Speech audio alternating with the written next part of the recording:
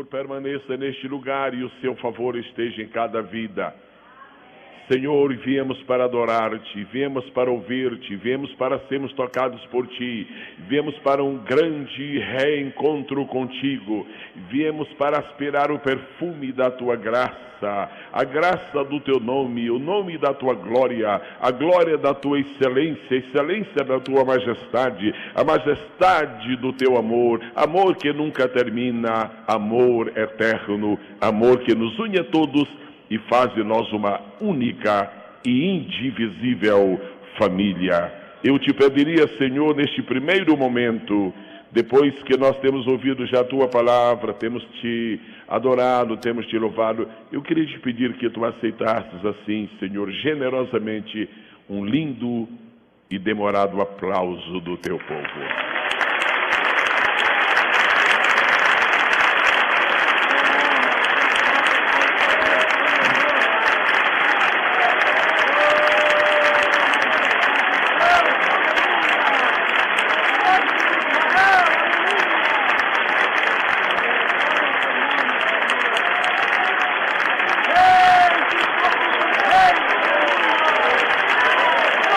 Somente a ti, Senhor, damos glória.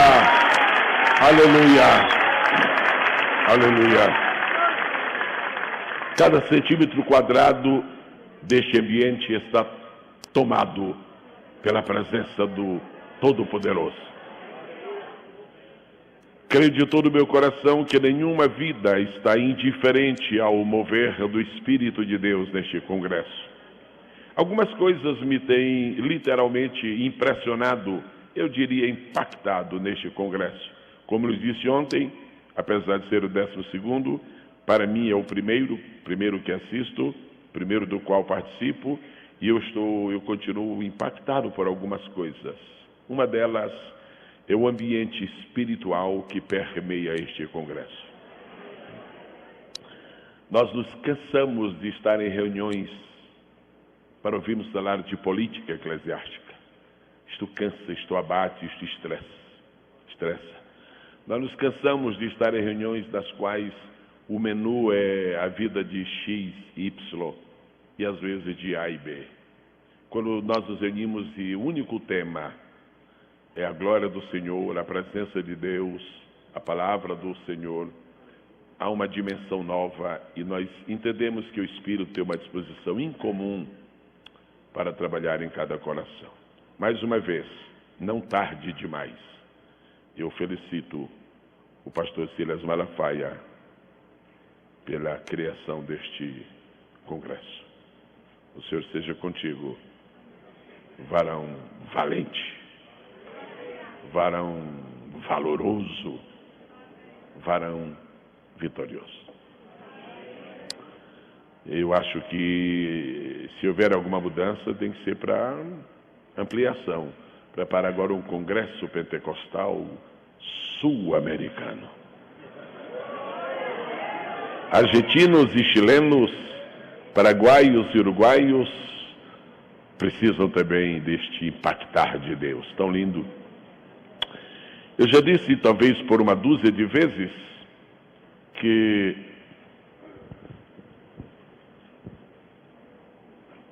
muito obrigado, querido. Muito obrigado.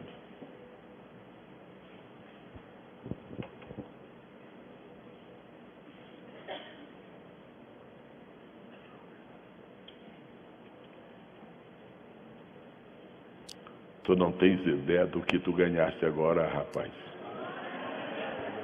Você é muito esperto, viu?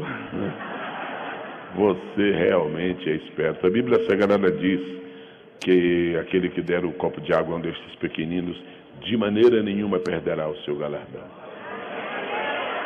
E você trouxe geladinho.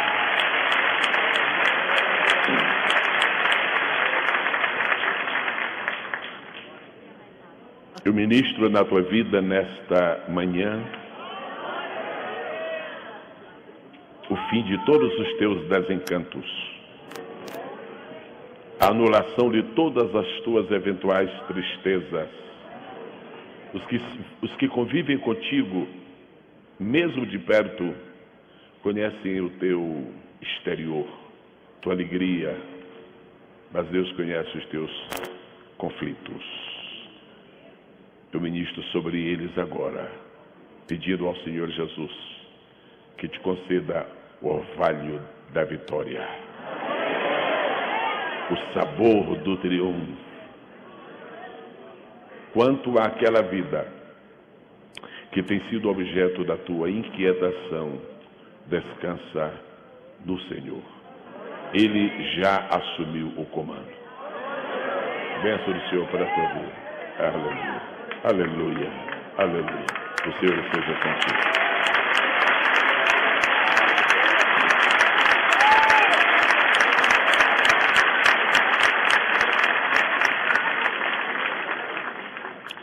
Eu continuo impressionado com o caráter de biblicidade que este congresso está tendo. Quem não pregar Bíblia tem que desaparecer daqui. Quem tiver filosofias, tanto faz platônicas quanto socráticas, não é aqui o seu habitat. Quem quiser expor suas novas, entre aspas, teologias, procure outro ambiente. Eu já vi que o povo aqui só quer Bíblia.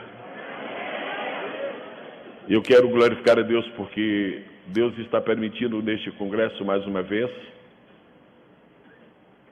que se descubra dos velhos textos coisas novas. Foi tão lindo ouvir aquela história que já ouvimos umas 50 mil vezes, do filho da viúva de Naim. De repente ele ressuscita outra vez. Que lindo. Foi tão lindo ouvir da história memorável do rei Josafá. Coisa linda. Foi tão extraordinário ouvir ontem uma nova versão de revelação de alguns detalhes que estavam escondidos na história daquela mulher. Que lindo. Parabéns, pastor. Deus esteve contigo. Foi muito lindo. E hoje, nós passeamos de novo, né? Do convívio daquela família muito querida, Marta, Maria e Lázaro.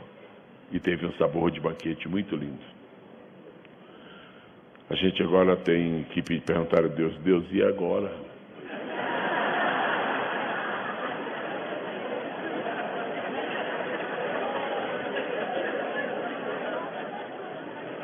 O que é que eu vim fazer aqui, Jesus? Essa juventude é cheia de vida, de entusiasmo. É isso mesmo. Eu ainda dependo daquela palavra tão linda chamada compaixão.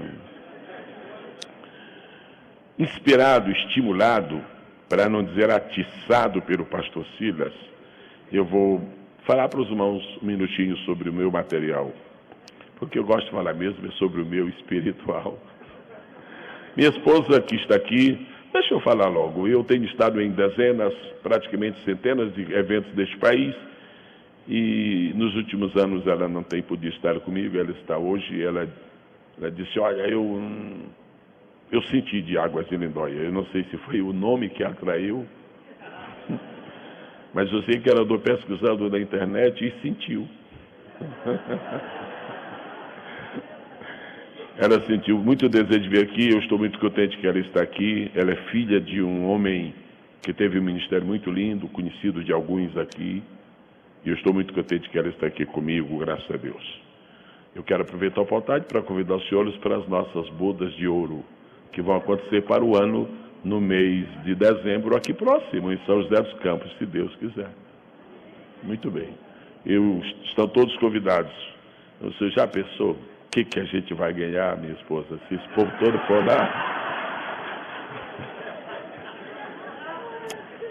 A gente vai terminar comprando a nossa casa, viu?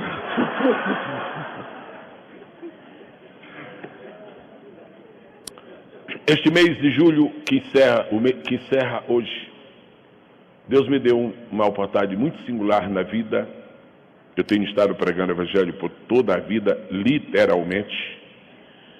E este mês de julho eu fiz apenas 19 viagens, mas eu tive o prazer de ver durante elas cerca de 500 pessoas aceitarem a Cristo como Salvador.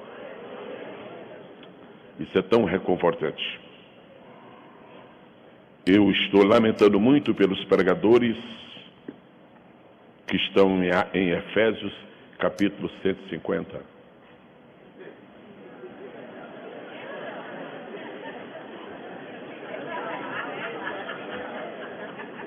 Efésios capítulo 4 diz que Deus deu 5 ministérios: apóstolos, profetas, evangelistas, pastores e doutores ou mestres. Mas no capítulo 150 dessa versão ultramoderna, existe outro ministério que nós reconhecemos que existe. Existe sim. O ministério de avivalista existe. Existe, é real, nós o conhecemos, temos ouvido. O único detalhezinho é que não é bíblico. Só isso. Mas, quanto ao mais, está tudo bem, tudo beleza, só isso. Não tem um fundamento assim, escriturístico. Só isso. Quanto ao mais, é uma beleza. E o problema dos avivalistas é que eles gostam de ver o povo pular e saltar. E não é... Isso tem o seu lado maravilhoso, mas eles se esquecem de que os pecadores também precisam de se arrepender. E avivalistas modernos não são como os do século passado. Os modernos não pregam salvação, pregam prosperidade. Os modernos não pregam perdão de pecados, pregam poder e explosão. Isto é muito bom para a igreja. Mas como dizia Oswald Smith, que adianta nós irmos para a mesa jantar pela 100ª vez, quando ali ao lado tem alguém que faz 100 dias que não se alimentou. Agora Deus continue mantendo o Espírito vivo em cada um de nós, que haja muitos avivalistas, mas que não percam a noção de que o reino de Deus não cresce senão com novas decisões.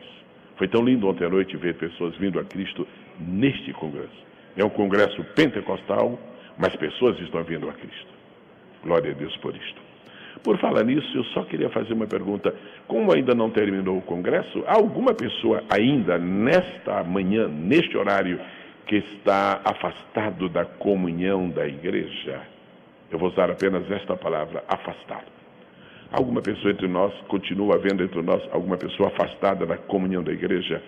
Eu lhe peço generosamente, faça assim um sinal, deixa eu ver. Alguém, você está vendo alguma mão levantada, agitada? Não. Alguma pessoa, há uma mão, por favor, uma pessoa, né? Estou vendo uma ali, mais alguém? Quantas pessoas estão afastadas da comunhão da igreja? Há uma mão que se levantou ali, que se ergueu. Muito obrigado. O dono, a dona dessa mão pode ficar de pé, por favor. Quem foi que levantou sua mão ali, por bondade? Está de pé. É ele ou ela? Lá atrás tem mais um. Ele e ela, 2. Em nome do Senhor Jesus Cristo, que tem as mãos feridas por sua causa. Em nome do Senhor Jesus, que desceu do céu para morrer numa cruz aqui na terra por sua causa. Eu convido você a vir aqui à frente agora para restabelecer a comunhão com Ele e receber de volta o seu carinho, a sua doçura e a bênção dos seus dons. Comece a vir aqui.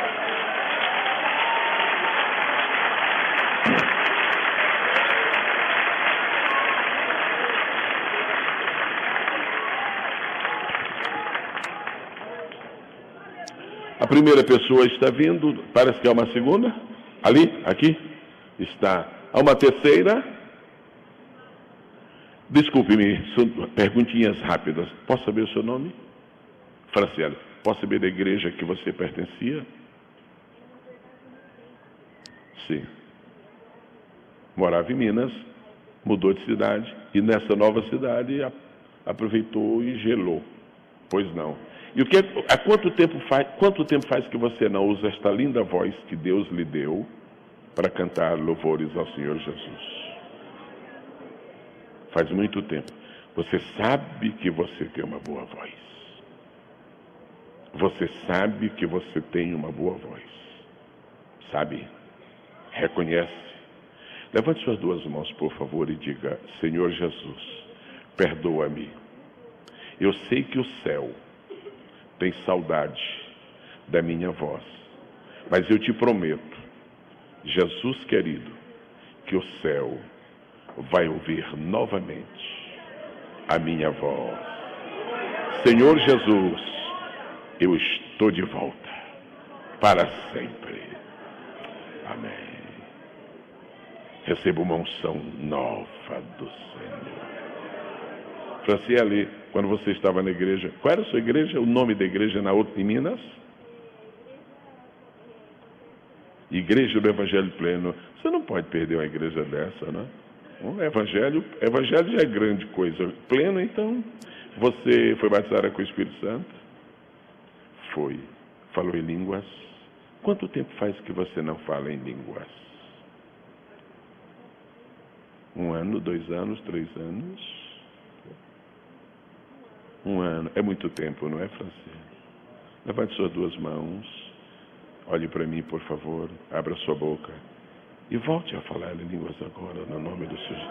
Isso. Já está falando. Louvado seja o nome do Senhor.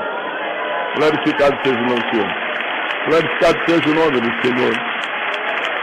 Aleluia. Amém. Eu vou fazer uma declaração e você firma os pés no chão bem firmes, da mão. Está faltando também? Você estava fora? Estava fora? Quanto tempo? 10 anos? Por isso que você teve aquela crise no mês de setembro do ano passado e teve vontade de morrer. Foi falta de Jesus. Esse é um congresso pentecostal. Posso saber o seu nome? Elizabeth. Todo espírito de morte que rondava a sua vida seja destruído por quem tem poder no céu e na terra. Jesus. Vamos orar, por favor. Jesus Cristo. Pastor Silas, quanto vale este momento?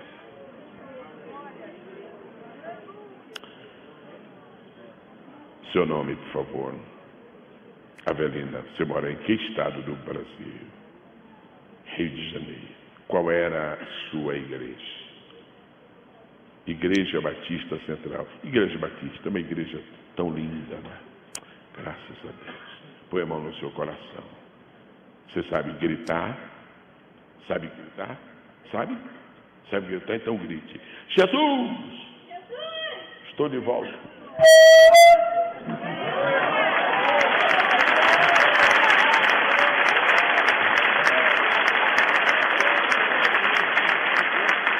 Eu peço a este respeitável e piedoso público que esteja de pé, por favor. Se eu tivesse tomado esses 10 minutos falando que você vai ficar rico, você estava de peito estufado, já sentindo o dólar na mão. Mas essas criaturas estariam fora.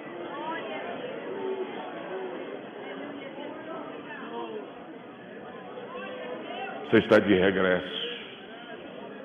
Bem. E por que está vindo aqui à frente?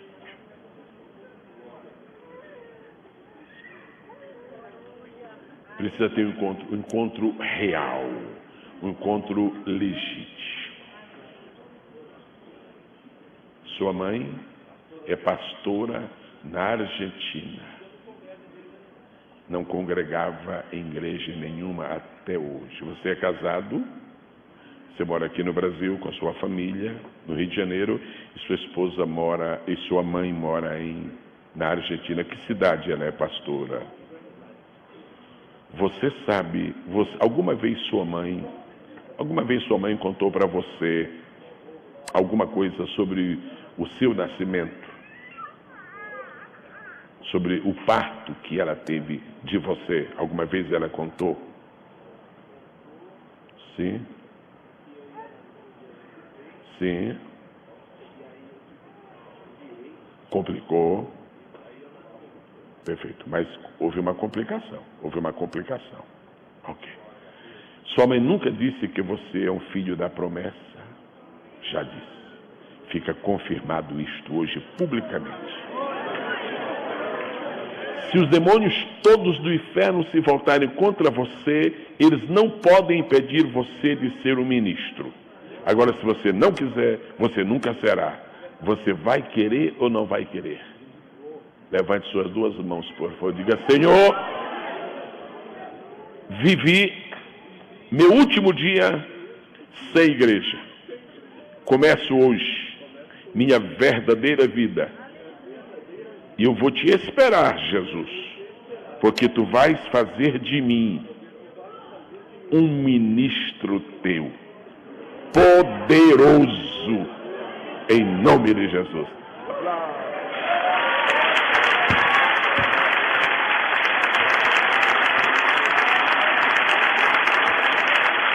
Você também quer algo novo de Deus? Você quer algo novo de Deus?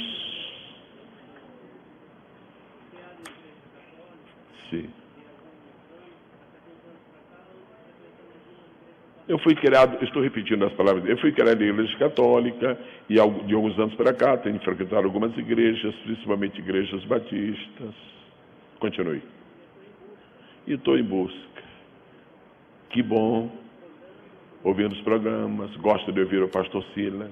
Estava aqui ontem à noite, aquela história daquela mulher. E agora você veio à frente, porque chega de indecisão, não é verdade? Estenda sua mão esquerda, diga assim: amado Jesus, finalmente me encontro contigo.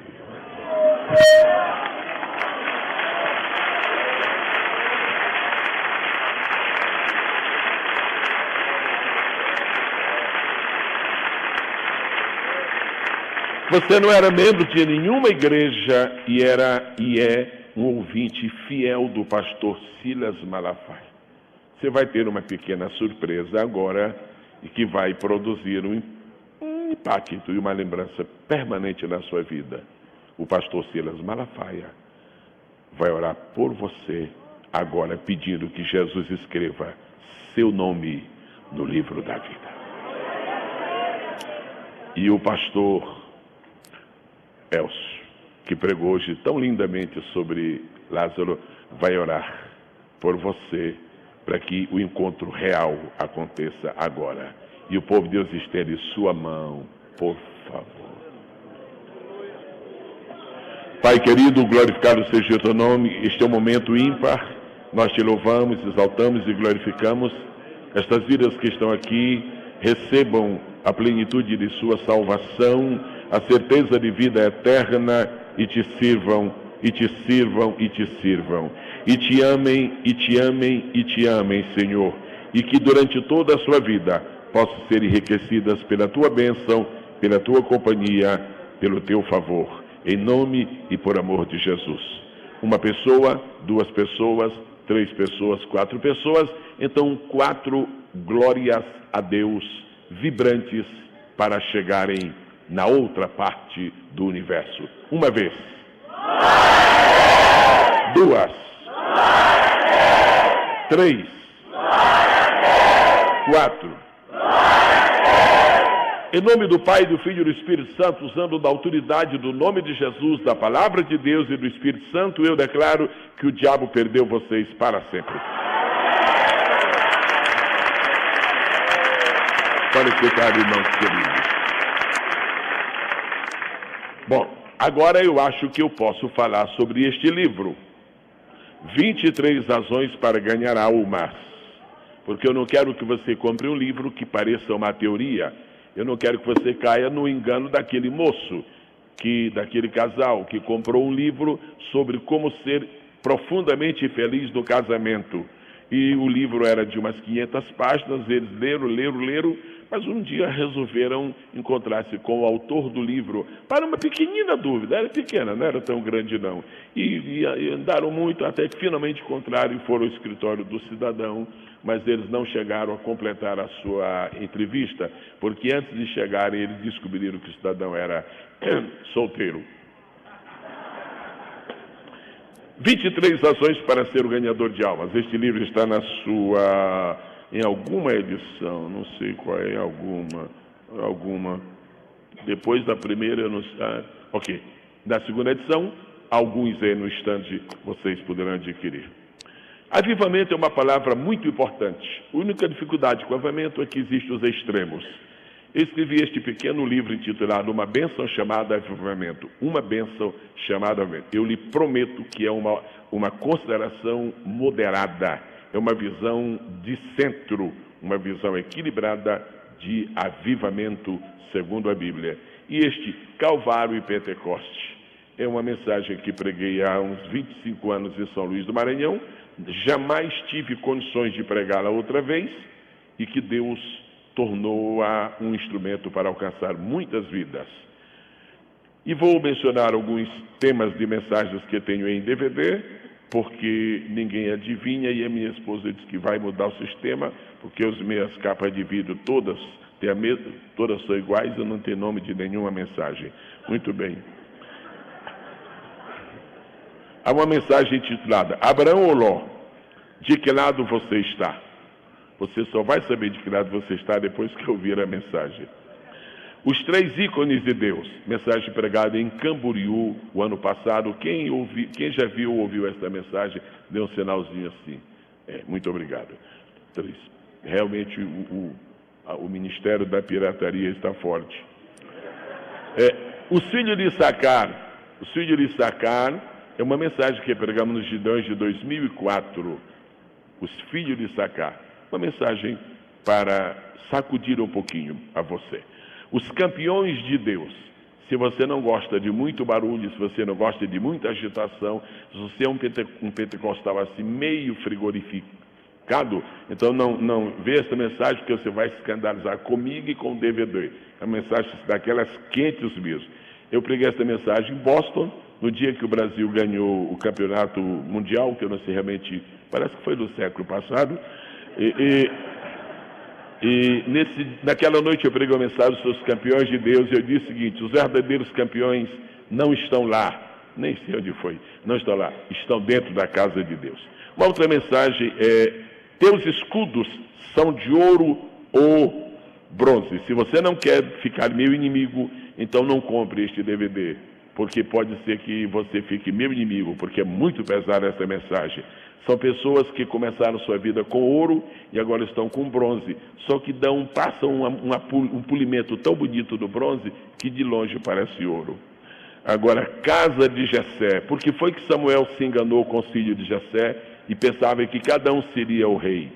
Samuel não estava totalmente errado, não estava. É tanto que a Bíblia não censurou isso.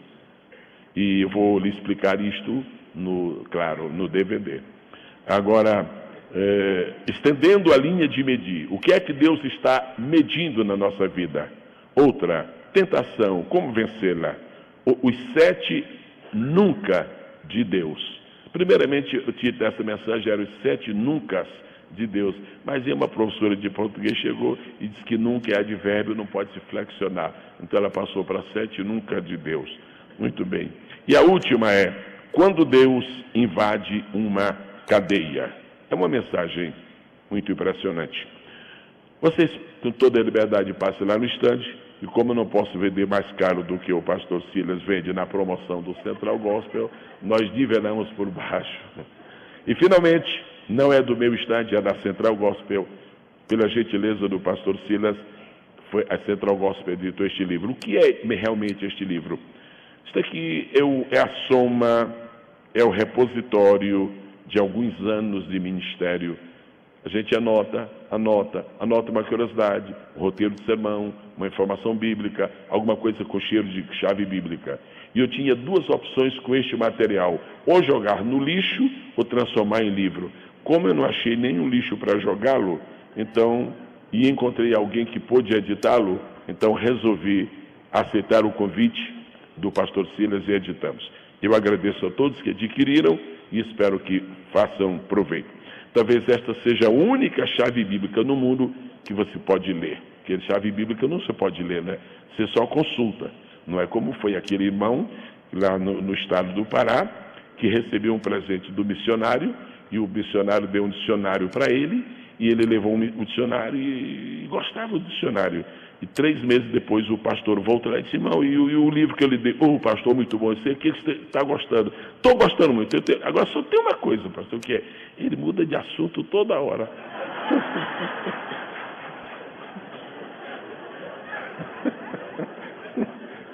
Você está de pé em nome de Jesus.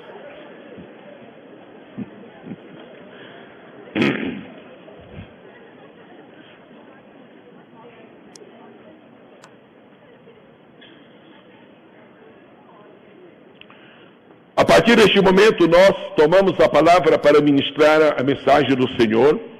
Eu quero glorificar a Deus por esta reunião. Eu quero glorificar a Deus por todas as vidas que aqui estão presentes. Eu quero glorificar a Deus pelos pastores, pelos apóstolos, pelos bispos, pelos missionários, pelas pastoras, pelos presbíteros, pelos diáconos, pelos leigos, pelos irmãos e irmãs que estão aqui, que vieram a este congresso. Este congresso está sendo uma bênção para cada um de nós. E eu dependo profundamente da presença, do favor, da ação de Deus, para que a mensagem que vou lhes ministrar nesta manhã alcance o coração de cada um e produza efeito positivo. Eu estou com uma visão neste momento, é a visão de que aqui neste auditório estão centenas e centenas de pessoas que vão exercer um ministério neste país. Eu não creio que pessoas que não desejam ter qualquer compromisso com Deus sintam-se atraídas por um congresso como este. Creio que estão aqui presentes pessoas que estão tocadas pelo Senhor. Creio que aqui estão presentes pessoas que, ainda que hoje se sintam quase inúteis na obra de Deus, elas sentem, elas pressentem e por isso elas consentem em que existe algum chamamento de Deus. Isso está começando a se realizar.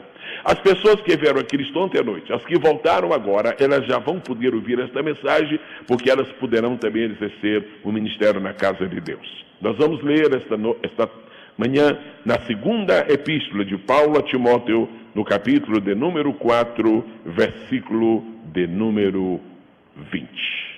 Se você já ouviu esta mensagem outra vez, ou seja, se você já ouviu alguém pregar uma mensagem baseada neste versículo, se você já ouviu esta mensagem outra vez, a única coisa que você vai dizer é o seguinte: bom, o pastor não está trazendo inovações. É como Paulo dizia: eu prego as mesmas coisas que sempre preguei.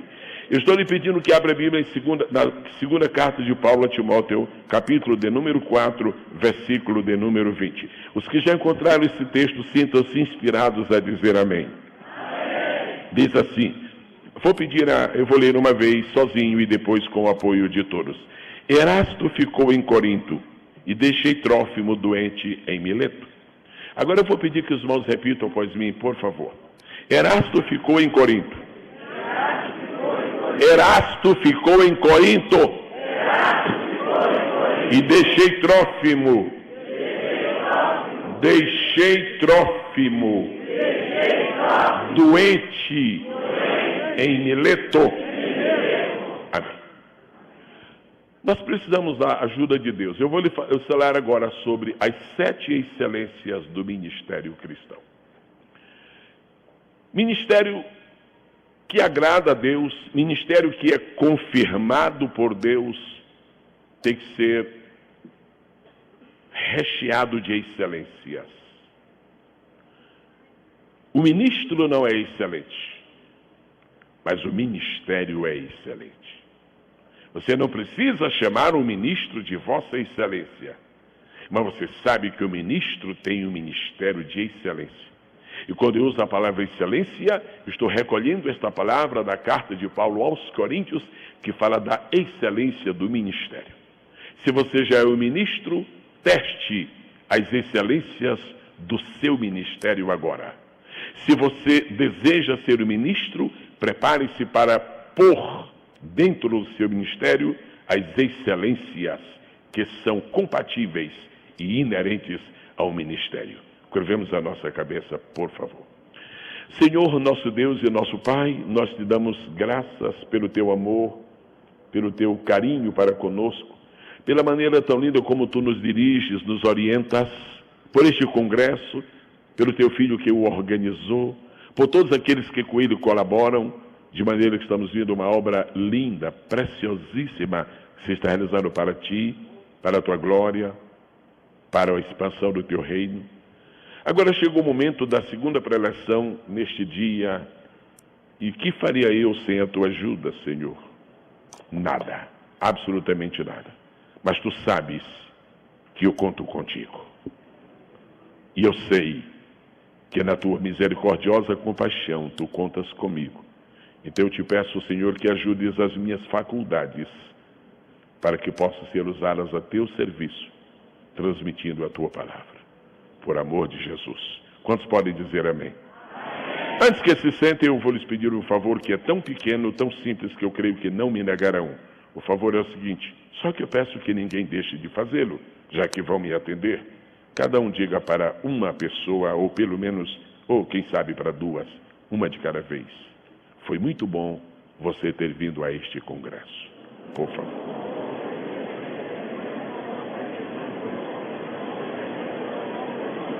Os que já falaram podem sentar-se em nome do Senhor Jesus.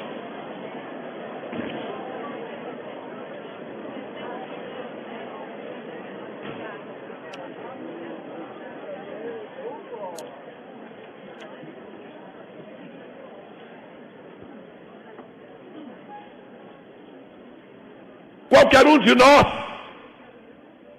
poderia hoje dar um testemunho de quais os textos da Bíblia que mais o fascinam. Qualquer um de nós poderia repartir com outras pessoas a sua experiência e dizer que determinado livro, ou capítulo, ou versículo da Bíblia chega a ser o seu texto favorito. A Bíblia é um livro extraordinário. Eu queria dar um testemunho nesta tarde de que a segunda epístola de Paulo a Timóteo, e mais especificamente o capítulo 4, é como uma grande mina que ainda não foi devidamente explorada. Os pastores que estão aqui sentados neste congresso, neste auditório, aqueles que têm por poucos ou muitos anos ministrado a palavra de Deus, poderiam facilmente recordar quantas vezes pregaram ou ensinaram, baseando-se em 2 Timóteo capítulo 4. Não chega a ser o nosso texto favorito, nem para evangelização, nem para doutrinação. Mas é um texto que precisa ser repensado. É um texto que precisa ser relido. O capítulo 4 da segunda epístola de Paulo a Timóteo é, sem dúvida alguma, o último texto escrito pelo maior de todos os apóstolos. Esquecer a figura e o ministério de Paulo seria perder de vista uma das maiores personalidades do mundo bíblico. As diferentes dimensões da vida de Paulo não são apenas cativantes, não são apenas emocionantes, são edificantes. Eu queria fazer, neste princípio de mensagem, uma observação de cunho universal, ou seja, para qualquer pessoa que me ouvir. Não é justo que se avalie um homem de Deus pelos primeiros anos de seu ministério. Segundo, não é justo que se avalie um homem de Deus pelo apogeu do seu ministério. Nem tudo na vida é apogeu. A verdadeira avaliação da vida e do ministério de um homem de Deus só pode ser feita quando se chega ao fim do ministério. Começar é uma coisa. Subir e crescer é outra coisa. Agora, manter-se numa altitude de cruzeiro com as grandes aeronaves, este é que é o desafio. Experimentar 2 ou 3 ou 4 anos de fama e de celebridade, isto é uma coisa. Agora, manter o nível de popularidade, não estou falando de coisas popularescas, estou falando de popularidade legítima, de aceitação. Manter a reputação durante anos a fio, isto é difícil. Os obreiros precisam pensar em algumas coisas importantes. Nem tudo na vida é glória. Nem tudo na vida são flores. Nem tudo na vida são aplausos. Nem tudo na vida é popularidade. Agora eu falo no sentido mais usual. Nem tudo na vida é fascínio. Existem os momentos difíceis, cruéis, sinuosos, oblíquos. É um grande desafio ser um ministro cristão. E você vai ser. Por isso que Deus está lhe falando agora. A verdadeira dimensão do ministério de Paulo pode ser vista não apenas pela carta aos Romanos, na linda teologia da justificação pela fé, não apenas na carta aos Efésios, na linda teologia da igreja como cabeça, como corpo de Cristo, ou de Colossenses, que é exatamente o contrário, Cristo como cabeça da igreja. A verdadeira dimensão do ministério de Paulo, você pode ver na carta que ele escreveu a Timóteo, na segunda. E principalmente no capítulo de número 4, que eu espero que esteja aberta diante de você. Eu chamaria este capítulo de o testamento ministerial de Paulo. Jovens obreiros que me ouvem nesta tarde, uma coisa é ir a um lugar pela primeira vez e ter muito sucesso. Outra coisa é voltar a segunda vez e manter o mesmo sucesso. Qual é a vantagem de ir a um lugar e receber aplausos? E quando se vai ficar um comentário naquela cidade, este não volta mais aqui. Qual é a vantagem disso? O melhor não são novas portas que se abrem, não, amados. O melhor é a conservação das velhas portas que já se abriram para nós. Se nós não podemos regressar aonde fomos, se não podemos estar outra vez onde nós estivemos, e vamos sempre acreditando, não, é muito grande a República Federativa do Brasil, é muito grande, mas um dia essas portas novas também podem se fechar. Paulo era o homem que qualquer pessoa gostaria de tê-lo outras vezes, outras vezes, outras vezes, outras vezes. Paulo era o homem que você certamente gostaria que fosse o orador principal do Congresso Pentecostal brasileiro. Apesar de outras observações que não podem ser feitas aqui agora, que como orador, ele era um pouquinho difícil de ser suportado. Não era, na verdade, aquilo que se chama de um tribuno exponencial. Era um homem de muita lógica, de muito raciocínio, mas tinha uma voz que não ajudava, uma dicção complicada, era um pouco maçante. O Onésimo não aguentou e dormiu mesmo. Por isso que alguém dizia em Corinto, eu gosto mesmo é de Pedro, porque apesar daquela aparência de homem rude, mas ele tem um lado romântico. Irmãos, estas mãos passaram no rosto de Jesus. Ou então eu sou de Apolo, o arrebatador das multidões. Não, eu gosto de Paulo porque ninguém é profundo quanto ele. E a verdade é que nem Paulo é completo, nem Pedro é completo e nem Apolo é completo. Precisa-se de 3 grandes homens para poderem se aproximar de um único homem, que é Jesus Cristo, o completo e o perfeito. Bom, dê uma olhadinha comigo, por favor, no capítulo 4. Começa com uma declaração enfática. Paulo está se preparando para terminar o seu ministério, porque a sua vida está terminando também. Ele diz aqui, por favor, eu te conjuro, por favor, Timóteo, faça favor, você não seja um renegado, você tem que pregar a palavra, tem que pregar tempo, fora de tempo, por favor.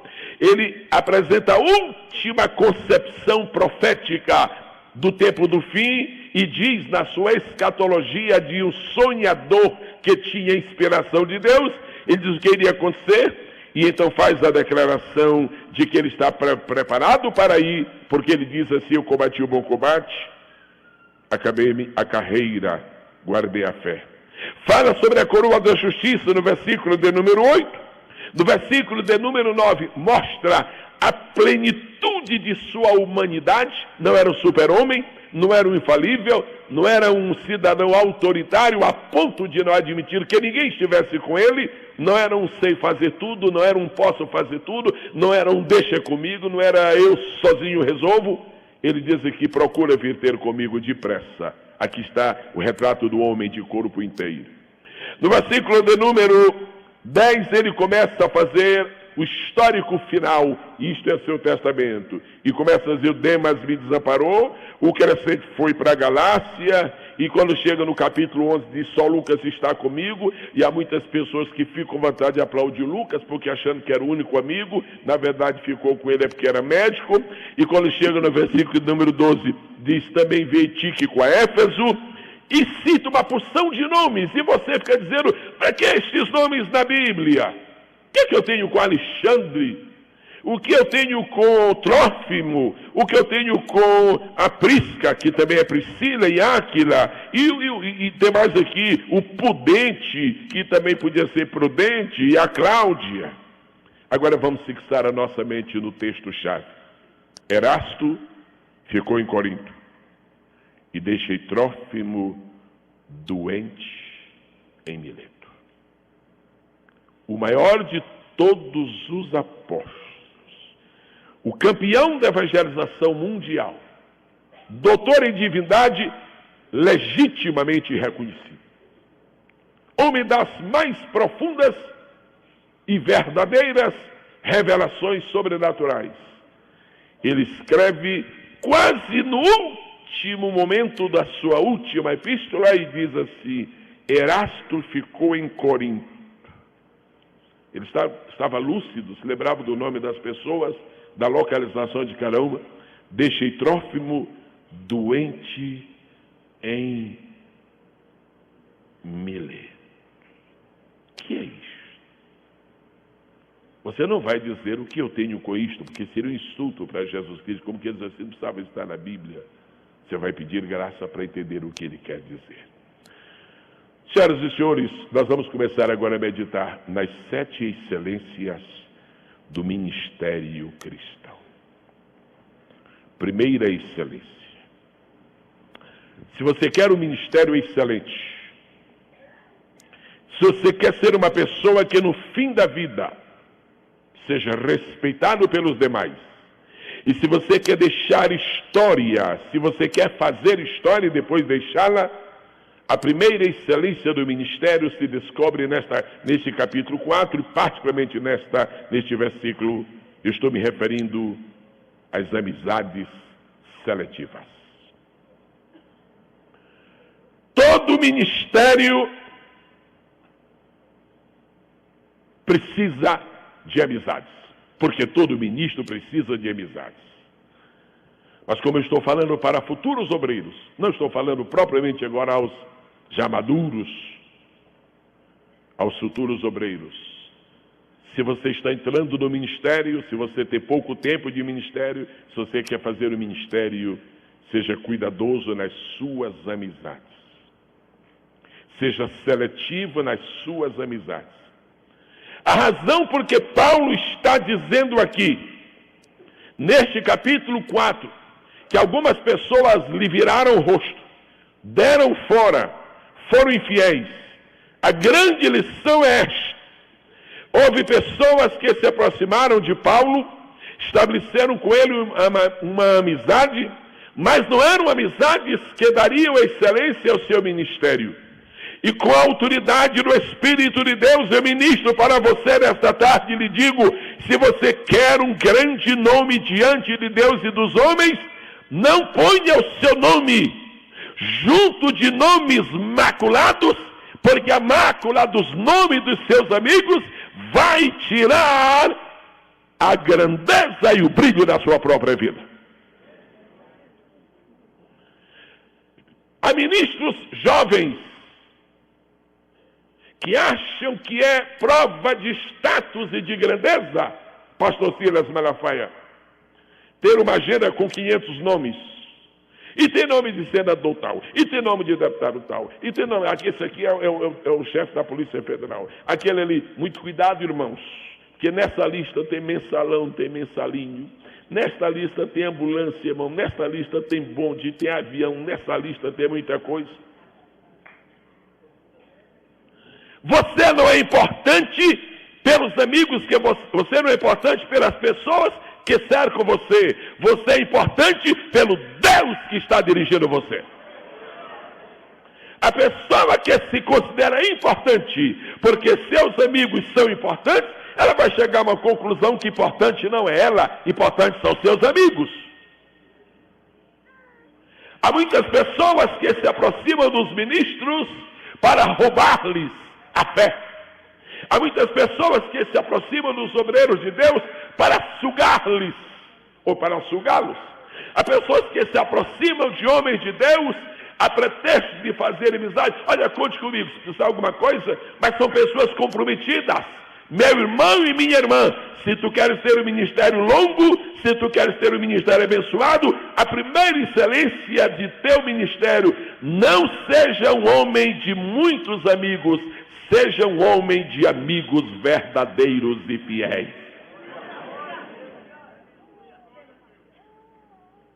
Quantos podem receber isto com amor e temor da presença de Deus? Onde estavam os amigos de Paulo? Onde estavam? Sumiram, desapareceram. O Crescente? Não, foi para dar o vaso.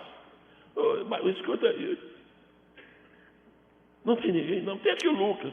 Não, mas eu tenho que aplicar umas injeções nele, o que eu vou fazer? Eu vou embora? Teus amigos. Amigos verdadeiros não são aqueles que estão conosco quando nós estamos no auge do nosso ministério. Amigos verdadeiros são aqueles que nos dão um telefonema quando sabem que nós estamos passando uma crise.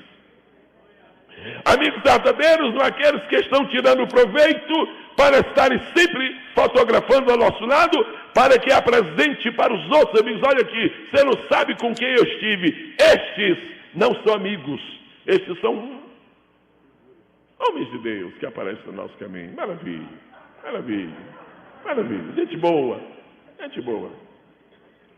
Mas Paulo, no final do seu ministério, descobriu que uma coisa na qual ele poderia ter feito melhor era uma seleção. Ele deu amor a todos, deu amor a todos, deu amor a todos, e quando precisou.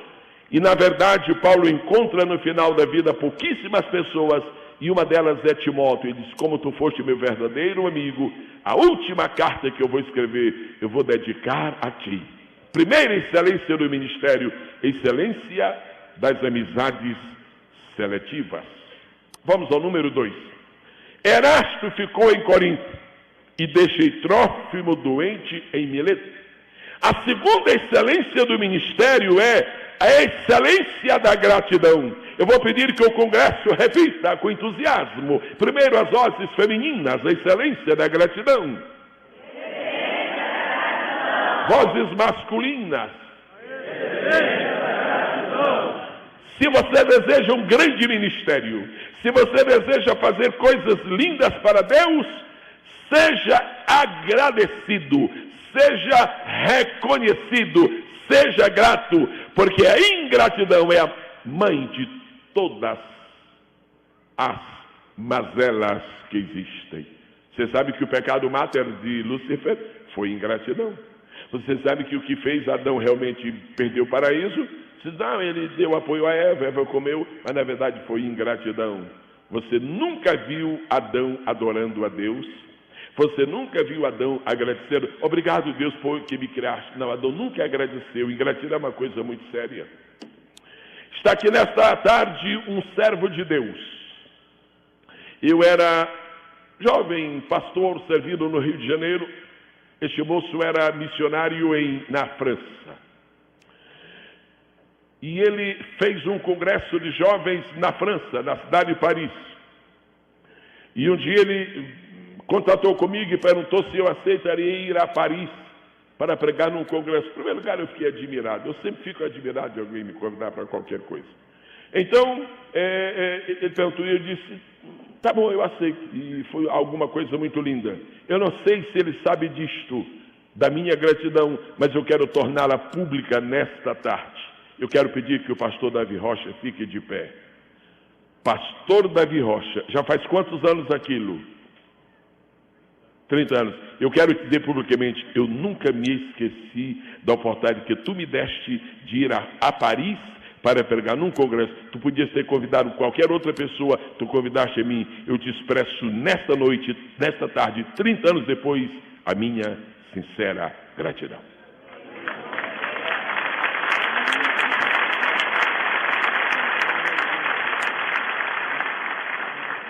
Eu vou pedir que fique de pé o pastor Rodolfo Beltemiller. Rodolfo Beltemiller, eu estava na Califórnia. E eu não conto meus problemas para as pessoas. E eu estava na Califórnia e Rodolfo Beltemiller se encontrou comigo. E nós conversamos por 15 minutos assim. Ele olhou assim para mim, eu olhei para ele. Eu não sei o que eu senti, agora eu entendi o que ele sentiu. Quando terminou, ele olhou assim para mim e disse, eu senti desejo no meu coração de lhe abençoar. E quando um colega fala abençoar, a gente já sabe o que é. Não é oração não, é outra coisa. E ele me deu um cheque de $500. Naquele dia, Rodolfo, eu precisava daquele dinheiro. Por isso, onde eu me encontro contigo, eu expresso a minha gratidão. Tu foste meu amigo numa hora em que eu precisava.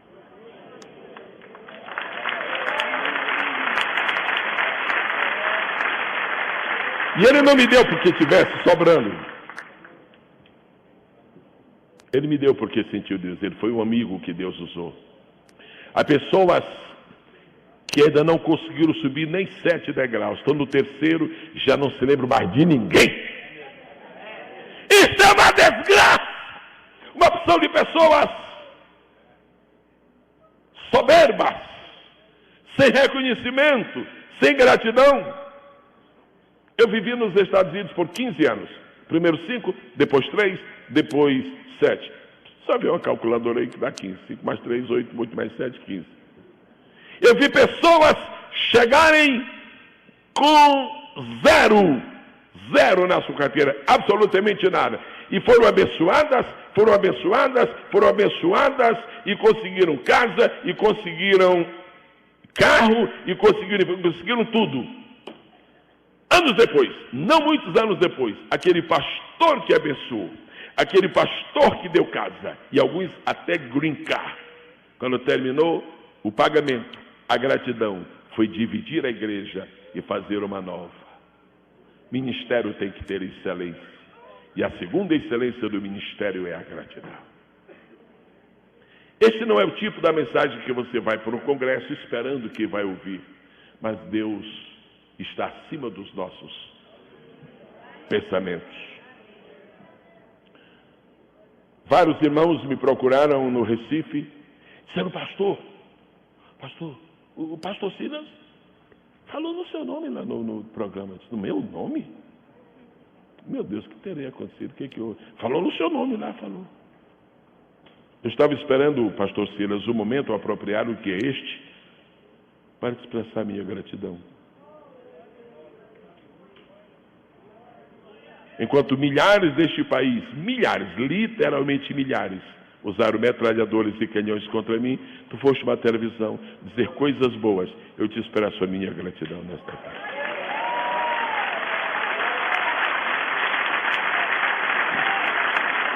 Por isso, todo mundo reconhece o quê? A excelência do teu ministério. A excelência do teu ministério. Pastor Jabes tem vários irmãos. Um deles, um dos irmãos dele que não está aqui, um dia me disse assim: Pastor Jaziel, estávamos dentro de um avião. Sem mais nem menos. É o seguinte, está uma coisa forte no meu coração. O que é, rapaz? É o desejo de lhe ajudar. Eu disse assim: me ajudar? Primeiro, ele pode. Que coisa boa é um cidadão que pode, não é dizer? Um desejo de lhe ajudar. E me fez uma pergunta: o senhor não gostaria de fazer isto, isso e aquilo? Olha, nós nunca mais nos encontramos, o assunto não desenvolveu. Mas eu fiquei com uma gratidão para com o Geneto. Ele disse para mim um dia: eu tenho o desejo de te ajudar. Se alguma vez você ouviu alguém lhe dizer isso, mesmo que não tenha ajudado, porque não foi necessário, mas se disse: guarda isto no coração, porque isto é a excelência do ministério. Agora, para que isto não seja apenas um rosário de coisas pessoais, eu vou para a Bíblia. Você sabe onde é que nós aprendemos a excelência da gratidão? Com nosso Pai que está nos céus. Se há uma pessoa agradecida no universo, o nome dela é Deus. Repita esse nome bonito aí. Deus tem um sentimento de gratidão que impressiona. Várias vezes eu me emociono. Eu não tenho obrigação de ser agradecido a mim coisa nenhuma. Ele é Deus e eu sou uma pessoa humana. Ele é criador e eu sou criatura. Ele é o oleiro e eu sou o barro. Ele é o pastor e eu só sou uma ovelha. Mas um Deus que criou os céus e a terra é capaz de agradecer as pessoas que lhe fazem alguma coisa.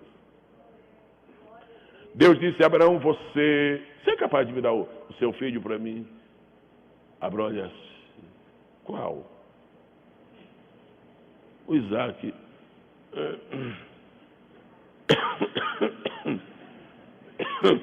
É para o senhor mesmo? É. Eu dou.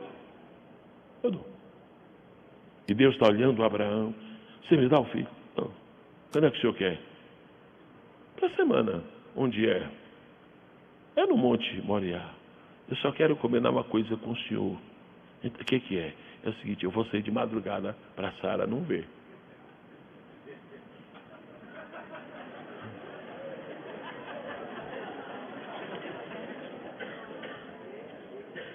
E Deus está sentado no seu trono de glória, e está vendo o homem com 2 jumentos albardados, com um filho, feixe de lenha, um cutelo, o fogo, os rapazes que com ele chega no pé do monte e diz assim: vocês fiquem aqui, porque eu vou com o jovem, nós vamos lá em cima, nós vamos adorar. Aí a fé que triunfa sobre tudo disse: nós voltaremos. Mas ele sabia que ele ia deixar o seu filho, e Deus está olhando.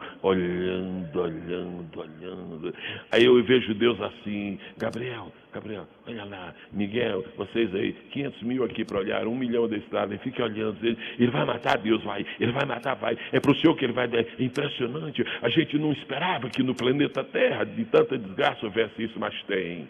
E Abraão deita o seu filho sobre o altar, e está tudo pronto quando põe o cutelo, todo mundo sabe da história. Para Deus, Abraão imolou seu filho. Para Deus, imolou. E Deus disse: Abraão, fica tranquilo que eu vou te dar, eu vou te expressar a minha gratidão. Pode ficar tranquilo. Isso não fica assim, não. E 3 vezes na Bíblia você encontra esta expressão: Abraão, amigo de Deus. Primeira vez, o amigo do Pai. Segunda vez, amigo do Filho. Terceira vez, amigo do Espírito Santo. Por que Deus chama Abraão de amigo? Gratidão. Só amigo é capaz de fazer isto, dar o seu filho para o outro. Aí Deus disse: eu não estou satisfeito. É pouco. Eu vou dar mais. Eu vou te agradecer mais. Deus, está bom. Não, eu vou te agradecer mais. Um dia Deus reúne a corte celestial, assim. Ai, Isso é uma coisa especial. Deus disse, atenção, corte celestial, vocês sabem aquele lugar que existe aí, no qual estão repousando os que morrem e que são justos diante de mim. A partir de hoje, o nome daquele lugar fica mudado. Em homenagem ao meu amigo, passa a se chamar agora Seio de Abraão.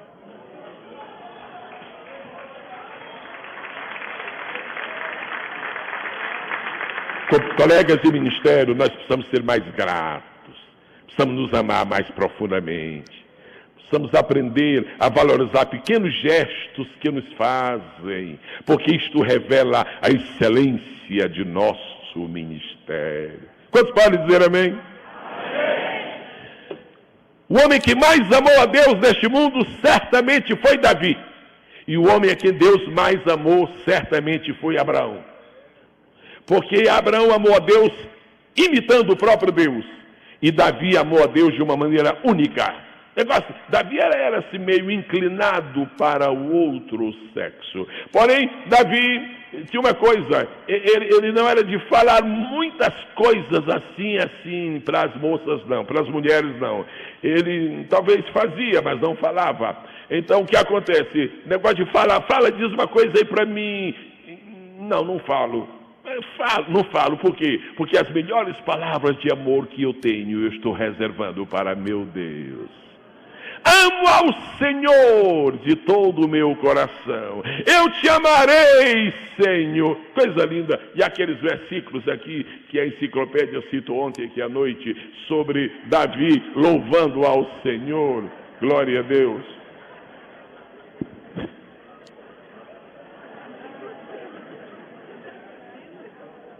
Davi e Abraão. E Deus disse, Davi, vou te agradecer. O que você fez comigo, eu vou agradecer. Irmãos, estou falando sobre a excelência do ministério. Estou falando sobre o que é que torna o ministério grande. Quando você vê uma pessoa que chegou lá em cima e que não subiu sozinha, e ela se esquece de todos que lhe deram a mão, você sabe que essa pessoa, há duas coisas a seu respeito. Primeira, ela não vai se sustentar por muito tempo, porque ela dispensou os elementos que a fizeram subir. A outra não precisa dizer. E Deus disse, vou pagar vocês. A minha gratidão eu vou mostrar. Abraão, o senhor já me agradeceu muito. Não, tem mais. E o pai diz ao Espírito, pode começar a fazer um novo testamento. Novo. Coisa especial. E o Espírito diz, e vamos então agradecer? Vamos agradecer. Os dois, o Davi e o Abraão. E como é que o Novo Testamento começa? Começa assim, livro da genealogia de Jesus Cristo. Põe aí junto do meu filho o nome do homem que mais me amou. Livro da genealogia de Jesus Cristo, filho de Davi. É minha gratidão para com ele. E agora põe em seguida, filho de Abraão. Homens, a quem eu tenho uma gratidão eterna. Aplaudam ao Senhor por isso. Aleluia! Aleluia! Aleluia! Aleluia! Agora eu vou lhe falar sobre a terceira excelência do ministério cristão. Qual é a primeira excelência? Amizades seletivas. Qual é a segunda excelência? Gratidão sincera. Qual é a terceira excelência? A excelência da responsabilidade. A excelência da responsabilidade. Olhe bem para mim, futuro obreiro. Olhe bem para mim, futuro pastor. Olhe bem para mim, futuro ministro. Se você quer ser um grande homem de Deus, seja responsável. Mas eu penso que algumas pessoas ficaram com uma interrogação. Por que foi que o Senhor pôs gratidão? Estou me lembrando agora. Por que foi que o Senhor pôs gratidão aqui nesse versículo? Porque eu não estou enxergando nada disso. Não enxergou, não? Então, só um minutinho para eu explicar. Onde é que está a gratidão no versículo que nós lemos? Erasto ficou em Corinto. Deixei Trófimo doente em Éfeso. 2 verbos. Primeiro verbo, deixar. Fala aí, deixar. O outro, ficar. Qual é o mais bonito? Qual é o mais bonito? Ficar? Qual é o de maior responsabilidade? Deixei. Ok, já vou. Um dia Paulo estava pregando junto ao templo e vieram vários soldados para prender Paulo. Vieram vários soldados. E o pessoal chegou, sabe, não é? O pessoal chegou disposto. Pega, pega, pega. Alguns, aproveitaram. Não, eu não sei lá quem é esse homem. Não, desconhecido. E havia um homem chamado Erasto. Havia um homem chamado Trófimo. Quando vieram pegar Paulo, disse, ei, soldado, não, me prenda também. Não quero prender você. Quero prender esse cidadão. Não, me prenda também. Por quê? Não, nós somos amigos, nós somos companheiros. Não, me prende. E o Paulo, Trófimo, rapaz, fica aí. Não, se prender o senhor, me prende também. Trófimo, rapaz, fica aí, rapaz. Não, nós vamos juntos para a cadeia. E diz a Bíblia que os dois foram presos. E lá ficaram os dois presos. O Paulo olhava assim para o Trófimo, você não tinha nada que está aqui preso. Disse, irmão Paulo, amigos verdadeiros, passam o dia na festa, mas passam a noite juntos na cadeia. Saíram da cadeia no dia seguinte, anos depois, Paulo vai escrever uma epístola para Timóteo, diz Timóteo, eu deixei Trófimo doente em Éfeso, em Mileto. Foi a minha gratidão para com ele. Foi o homem que aceitou ser preso comigo. Eu só quero que você saiba que eu não me esqueci dele. No último dia de vida, no último versículo, no último texto, o coração de gratidão de Paulo está pleno de reconhecimento. Levante a sua mão para Deus, por favor. E se você quiser, peça a Deus isto que havia em Paulo: reconhecimento e gratidão. Pastor Silas Malafaia, Paulo era obrigado a pôr o nome desse Trófimo? Não tinha obrigado. Eu não tenho nada com isso. Passou um dia comigo na cadeia porque ele quis, eu não convidei. Não. Há pessoas que fazem coisas voluntárias na nossa vida, mas foram inspiradas pelo Espírito de Deus. Se você tem um Trófimo aí na sua vida, nunca se esqueça dele. E no momento próprio, põe o nome dele no seu diário e diga assim, olha, o Trófimo eu nunca esqueci. Mas agora nós temos a responsabilidade, nós temos a excelência da responsabilidade. Nós temos 3 verbos, ficar e deixar. Irmãos, existem 2 tipos de obreiros, e eu falo sobre isso rapidamente. Os que ficam e os que nós deixamos. Os que ficam são aqueles que vão pela conta deles. Fazem o que querem. Erasto, eu fiquei em Corinto, mas para quem mandou? Não, eu resolvi ficar. O que você vai fazer com Erasto, meu Deus? Se ele faz o que ele quer. Mas Paulo está dizendo que ele estava doente, ele estava enfermo, ele estava envelhecido, mas não estava irresponsável. Eu deixei o Trófimo doente, ou seja, eu assumi responsabilidade por ele e vou fazer isto. E quero que você, Timóteo, se lembre disso. Quem deixou lá fui eu sou responsável. Estou olhando para esse jovem pastor aqui, muito abençoado por Deus, teve de Deus a graça, o privilégio de estabelecer o ministério, está crescendo tremendamente no Brasil. Querido companheiro, guarda esta lição. Quem lidera o ministério tem que ter uma profunda responsabilidade com seus obreiros. Este é um drama que existe em alguns lugares por aí, em que o líder está no trono e os liderados, os companheiros estão por aí. Paulo é o grande apóstolo, Trófimo é quase um João ninguém, mas o sentido de responsabilidade produziu excelência no seu ministério. Quantos desejos de excelência para o seu ministério? Digam amém. Amém. Agora vamos para a quarta excelência do ministério. A quarta excelência do ministério.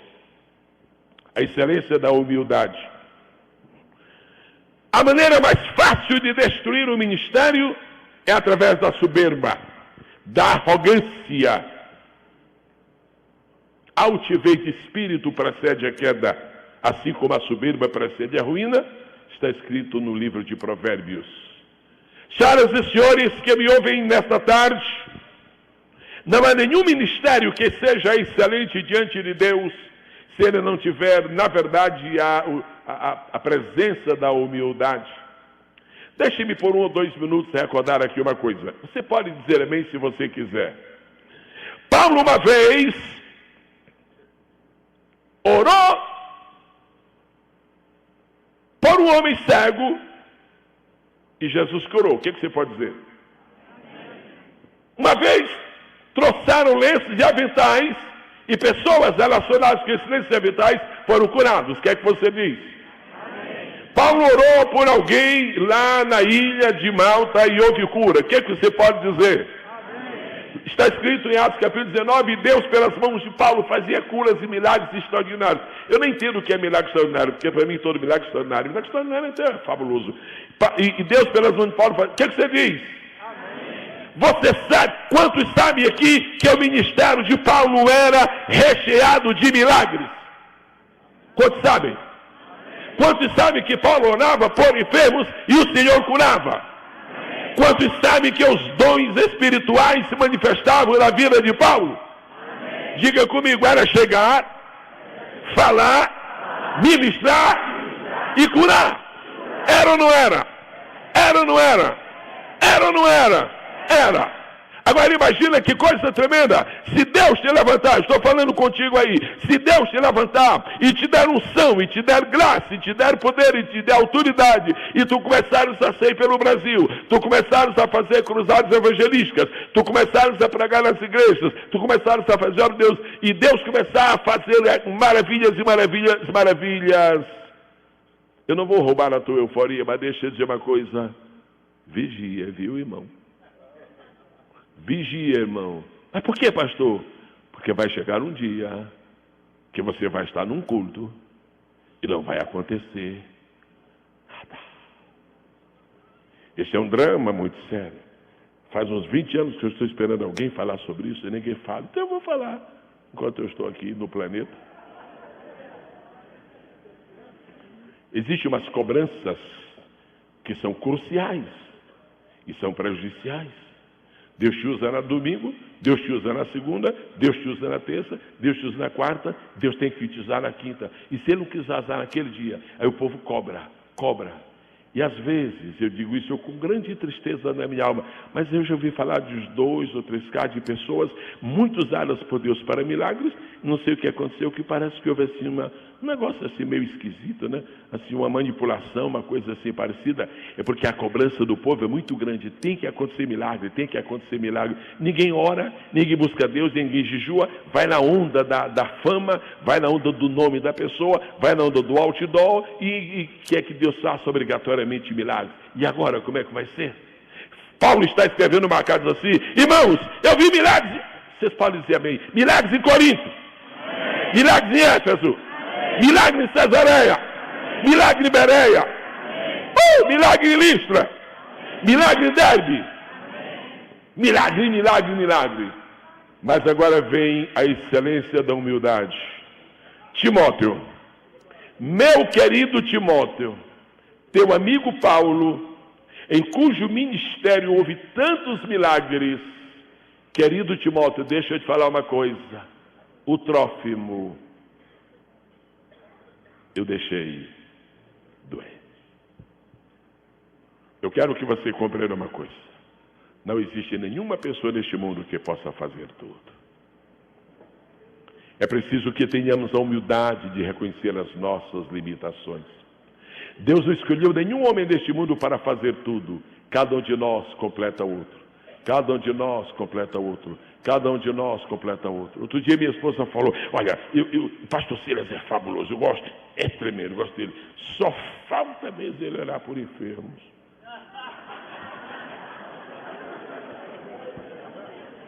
Ele sabe o que acontece? Se Deus acrescentar para ele o dom de orar por enfermos, acabou, você não vai precisar mais de mais ninguém. Porque ele está fazendo tudo. Tem algumas coisas que Deus nunca vai deixar que tu faças, para que tu compreendas que ninguém é completo, que ninguém é perfeito. Nós nos completamos na casa de Deus.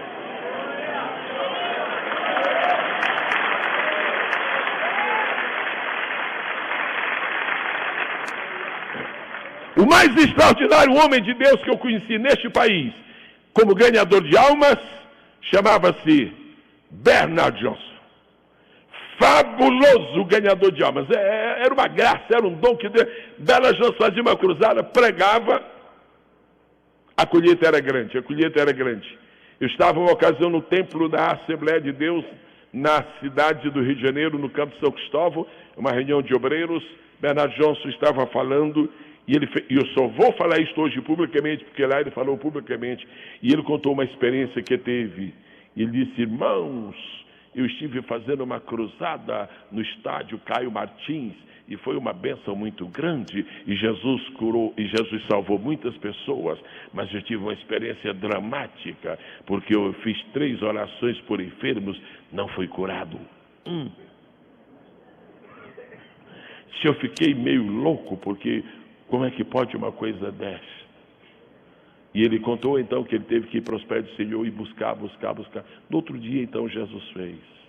Não tenha jamais a pretensão de que você será um super-homem. Você será apenas um homem ou uma mulher usado nas mãos de Deus. Diga: eu não sou um super-homem. E não existe super-homem. E Jesus não era um super-homem. Jesus era Deus-homem, que não existe o super-homem. Paulo diz: eu deixei Trófimo doente em Éfeso,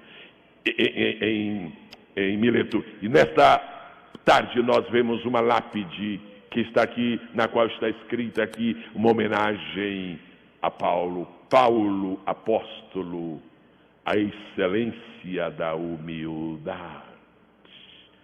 Quantos podem, na verdade, glorificar o nome do Senhor? Agora, pessoas que sabem que Deus não lhes deu uma bênção e ficam insistindo, e fica forçando, não adianta. É melhor você procurar um companheiro e dizer: irmão, vem aqui e me ajuda. Por isso foi que o Senhor pôs Pedro junto de João, porque um completava o outro. Deus está te dando uma grande oportunidade para refletir sobre o teu ministério, porque nós vamos lançar fogo sobre o Brasil. Mas nós vamos lançar fogo sobre o Brasil com humildade. A humildade, ela é parenta, na verdade é irmã gêmea de uma outra excelência. São irmãs gêmeas, quase que você, não são siamesas, mas são bem chegadas. A próxima excelência do ministério é a excelência da honestidade. Grita aí comigo, Congresso: excelência da honestidade. Olhe bem para mim agora. Você quer ter excelência no ministério? Sim ou não? Então seja honesto.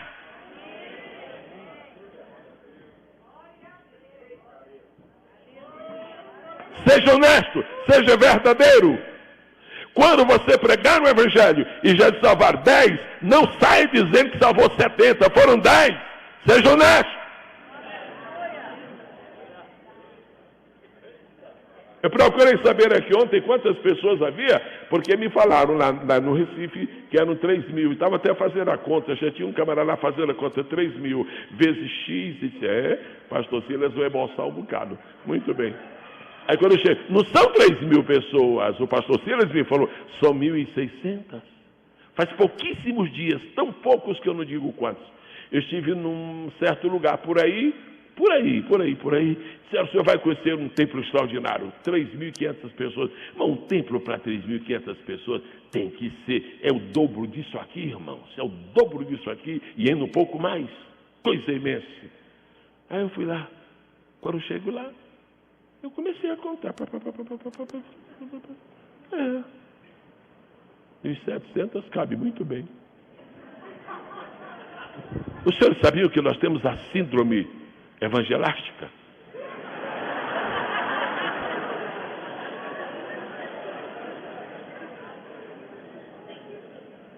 Quantas pessoas vieram a Cristo esta tarde? Quantas?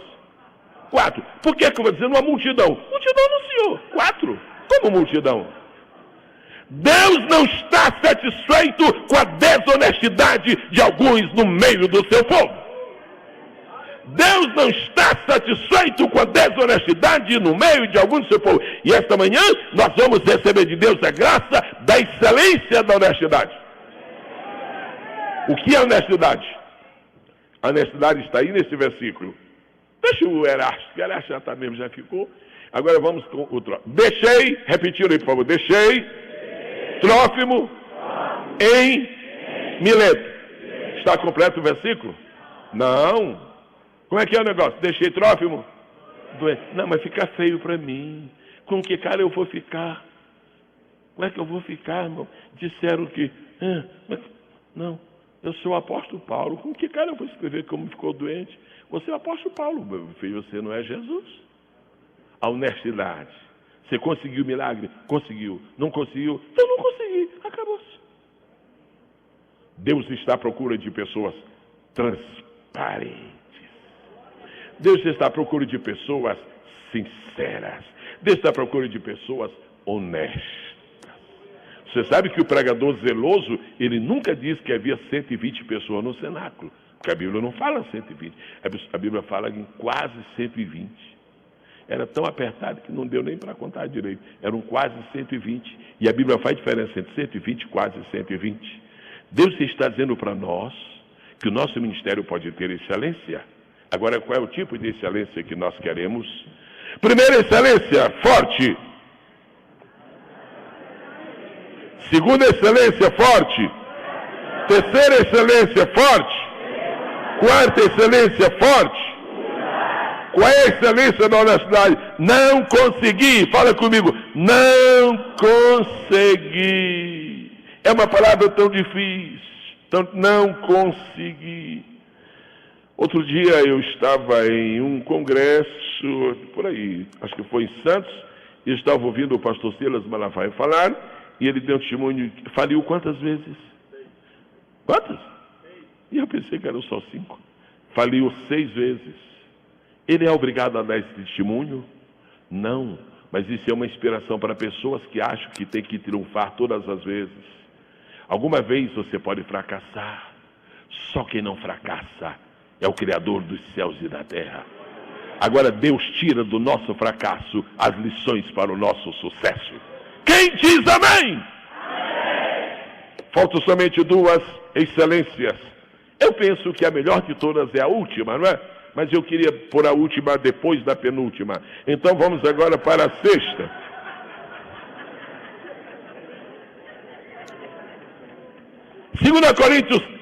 Segunda Timóteo capítulo 4, versículo de número 20. Todo mundo falando comigo, deixei. Trófimo. Doente. Em. Completem. Tá aí, eu não gostei dessa. Mileto. Você sabe o que era Mileto? Vocês trouxeram as 2 mãos? Põe a Bíblia assim no colo e faz assim. Assim, ó. Um prato pequeno. Diga, isto é Mileto. Agora faz assim, isto é Éfeso.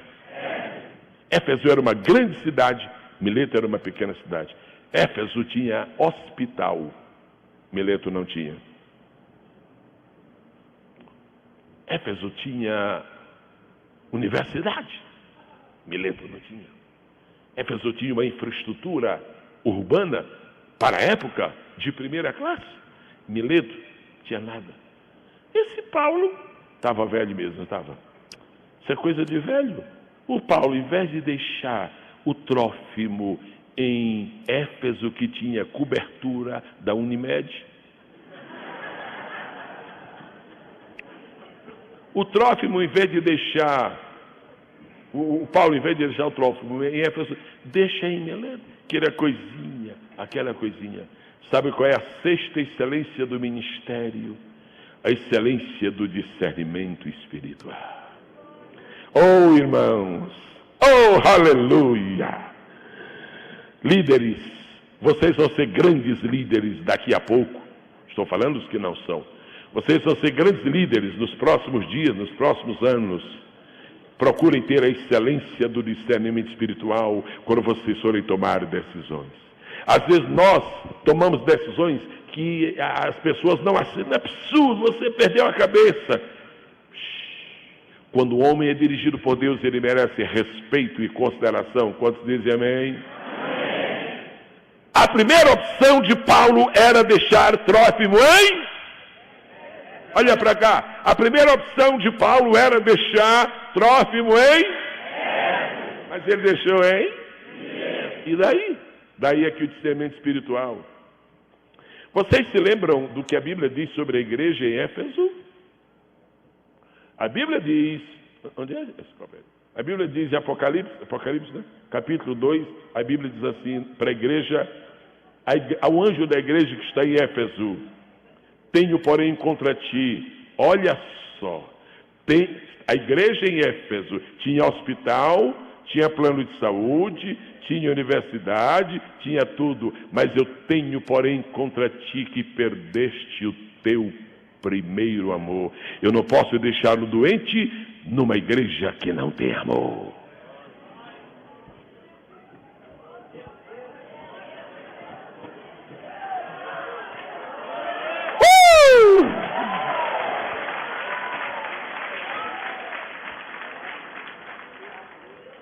Me mostra o tamanho da cidade de Éfeso, por favor, aí.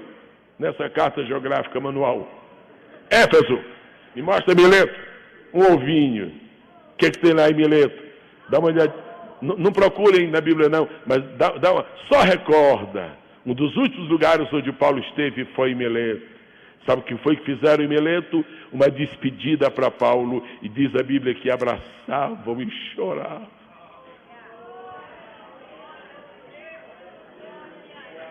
E disseram assim: pastor Paulo, não saia daqui não, não saia daqui não, nós te amamos.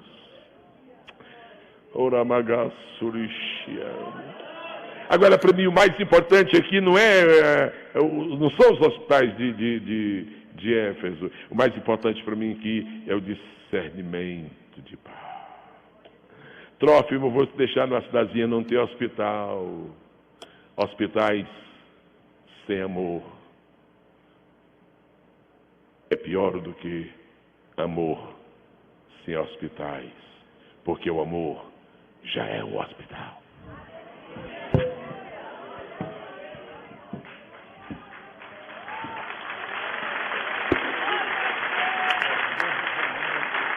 E Paulo está se despedindo da terra, está se despedindo do planeta e está deixando uma mensagem para os futuros ministros. E ele está falando para Timóteo: Timóteo, aprende comigo, Timóteo. Cuidado com tuas amizades. Timóteo, aprende comigo, seja agradecido. Timóteo, aprende comigo, seja responsável. Timóteo, aprende comigo, seja humilde. Timóteo, aprende comigo, seja honesto. Timóteo, aprende comigo, procura ter discernimento espiritual. Finalmente chegamos ao 7º ponto. Agora você vai gostar. Deixei Trófimo doente em Mileto. A excelência da visão do futuro.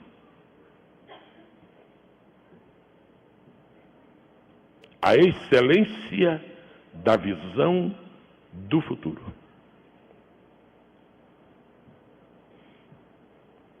Mais 2 versículos. E Paulo não escreve mais nada. Então isto aqui tem que ser examinado com seriedade.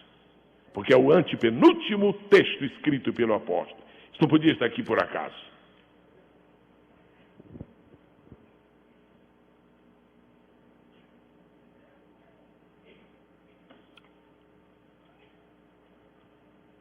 Um voluntário. Ok, deixa para lá. Ali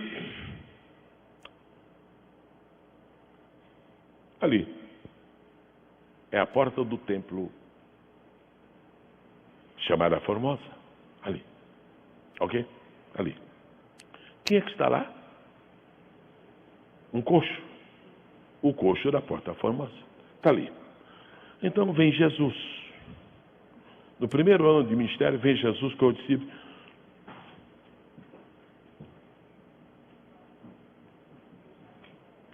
Rabi, uma esmolinha, pelo amor de Deus. O Pedro, mestre, aproveita aí, mestre, faz o milagre aí. André, mestre, cura o coxo aí, mestre.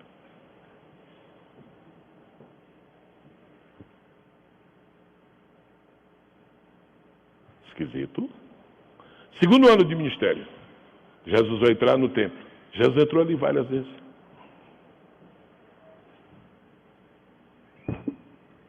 Seu Rabi, o senhor está passando aqui de novo, seu Rabi, uma esmolinha, seu Rabi. Tiago, mestre, aproveita, mestre, o senhor faz tanto milagre, o senhor já curou tanto, conhece aí. O Felipe, mestre, por favor, mestre, dá uma mãozinha para ele aí. Vocês têm dinheiro aí, pode dar. Não, ele quer cura.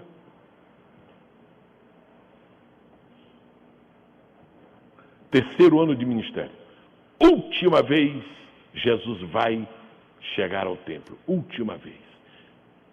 O cenário e a cena se repetem. Seu Rabi, eu sinto que o senhor vai fazer alguma coisa por mim hoje. Esmola, seu Rabi, esmola, seu Rabi.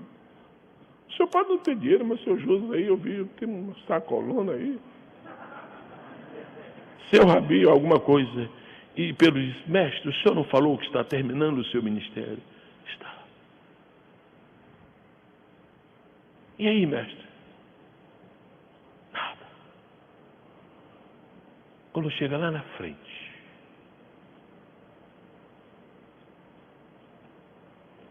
estão só eles. Pedrão, na linguagem do pastor Silas, né? Pedrão. Mestre, o senhor não leva a mal, não.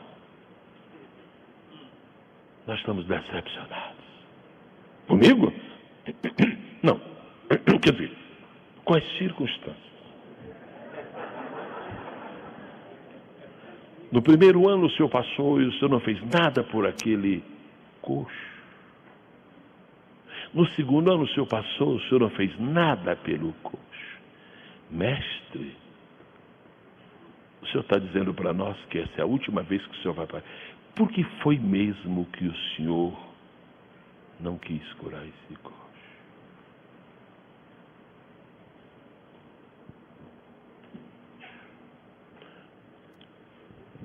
Pedro, é só uma questão de tempo, tenha um pouquinho de paciência.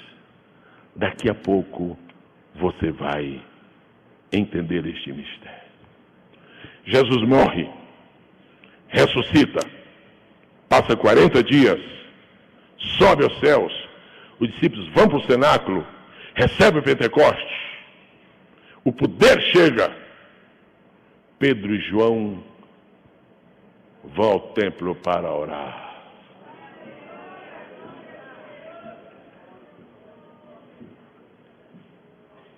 Esmola, pelo amor de Deus. Não tem hoje, Deus te favoreça. Quando vai andando o Espírito diz, Pedro, tu perguntaste ao mestre por que ele não curou este homem. Foi, ele nunca me disse. Ele deixou para ti esta oportunidade.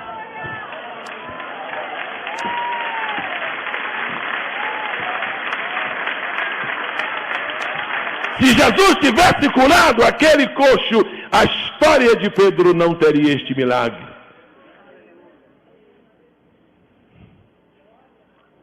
Timóteo, eu estou terminando a minha vida, estou terminando o meu ministério, estou terminando a minha epístola, é a última. Faltam 2 versículos só. Eu vou te deixar a excelência de uma visão do futuro. Eu deixei Trófimo doente em Mileto. Dá um pulinho lá, porque ele será curado pelo teu ministério.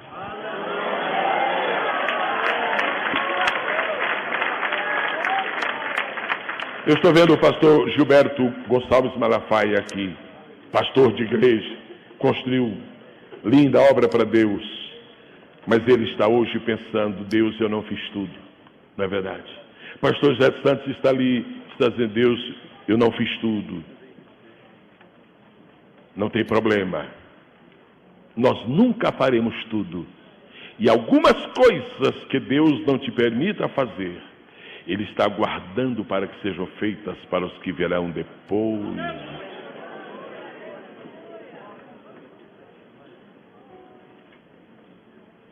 Eu quero orar por alguma pessoa.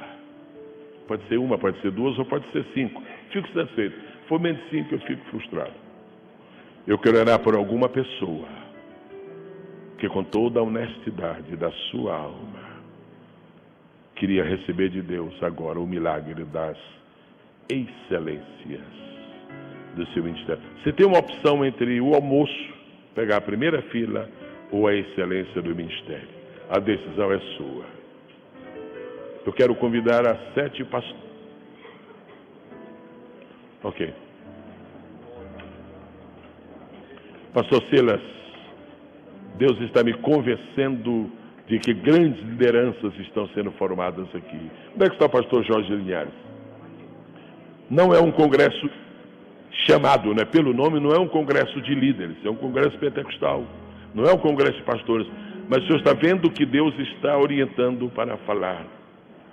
Jorge Linhares, a obra que tu estás fazendo no Brasil é monumental. Mesmo assim, não farás tu. E as coisas que não puderes fazer, nunca deixe o diabo te tirar o entusiasmo e a alegria.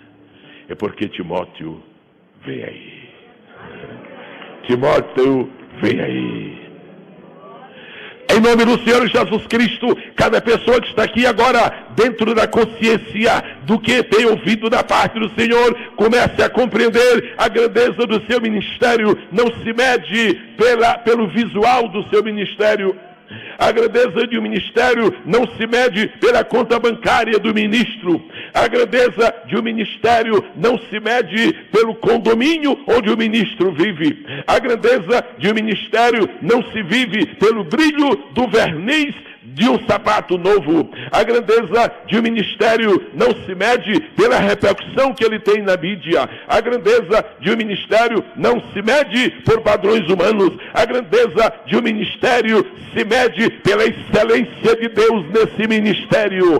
Recebam de Deus agora, diretamente do céu, diretamente do trono da graça, a excelência do ministério.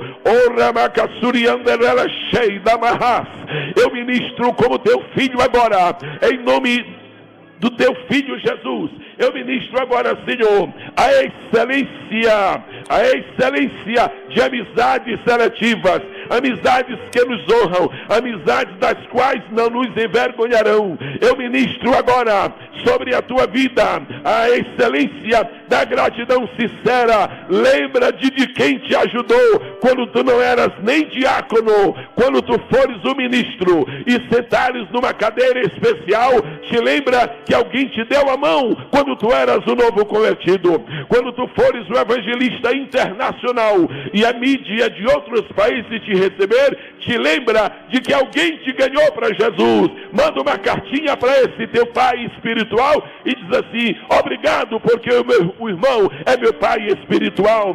Obrigado pela influência que causou na minha vida. Quando você for uma mulher de poder, quando você for uma pastora e tiver com um grande rebanho uma obra, lembre-se daquela irmãzinha já idosa que orava por você noite e dia. Manda um lembretezinho para ela, o memorando para dizer assim: obrigado, as tuas orações me fizeram subir, as tuas orações me fizeram crescer. Está descendo sobre o povo neste congresso um manjar de Deus, uma coroa de excelências. Eu ministro sobre a tua vida a excelência da humildade, a excelência da honestidade, a excelência do discernimento espiritual e a excelência do visão no futuro. Irmão, faz tudo o que tu puderes, mas faça somente o que puder, e o que não puder, Timóteo vem aí, Timóteo vem aí, Timóteo vem aí, Timóteo vem aí. Em nome de Jesus, eu ministro sobre a tua vida estas excelências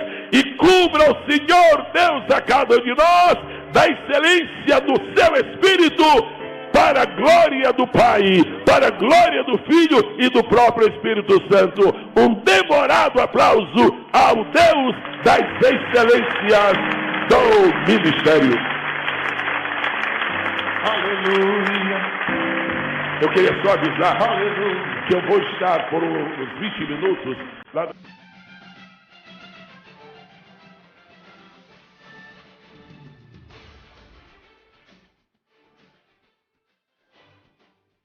Nós temos a única mensagem que pode mudar a história de um homem, de uma família e de uma nação.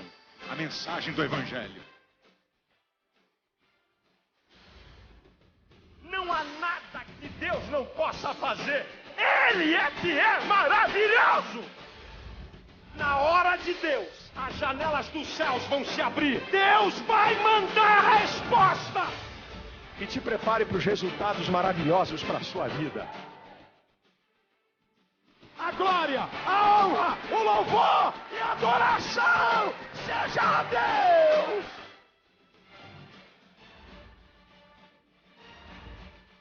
Comemore cada vitória da tua vida.